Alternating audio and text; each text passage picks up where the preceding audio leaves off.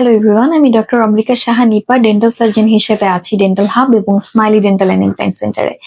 আজকে আমরা খুবই কমন একটা কোশ্চেন নিয়ে আলোচনা করব, সেটা হচ্ছে পেশেন্টরা অনেকেই আমাদের কাছে জানতে চান ডেন্টাল ফ্লস এবং নরমাল সুতা যেটা আমরা সেলাই করার কাজে ব্যবহার করে থাকি, এটা কি একই কাজ করবে কিনা। ডেন্টাল ফ্লস যেটা স্পেশালি ডিজাইন করা হয়েছে দুই দাঁতের মাঝের জায়গাটা ক্লিন করার জন্য। তো এটা খুবই সফট ফ্লেক্সিবল ম্যাটেরিয়াল দিয়ে তৈরি করা হয়, যেমন নাইলন অথবা থ্রেড টেপ টাইপের ম্যাটেরিয়াল, যেখানে নর্মাল সুতা এটা খুবই উইক থাকে। যদি আপনি দুই দাঁতের মাঝে ক্লিন করতে যান, দুই দাঁতের মাঝে ছিঁড়ে যেতে পারে এবং ইরিটেশন হতে পারে। ডেন্টাল ফ্লস কয়েক ধরনের আছে, যেমন ওয়্যাক্সড, আনওয়্যাক্সড। অপরদিকে নর্মাল সুতা যেটা খুবই রাফ থাকে এবং এটা যদি দুই দাঁতের মাঝে ক্লিন করতে যান সেক্ষেত্রে মাড়ি কেটে যেতে পারে এবং মাড়িতে ইনজুরি হতে পারে।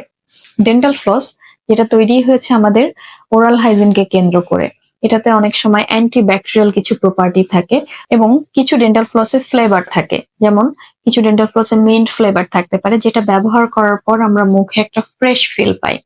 অপরদিকে নরমাল সুতা যেটাতে ব্যাকটেরিয়া থাকতে পারে অথবা হার্মফুল কেমিক্যাল থাকতে পারে, যেটা আমাদের জন্য মোটেই সেফ নয়।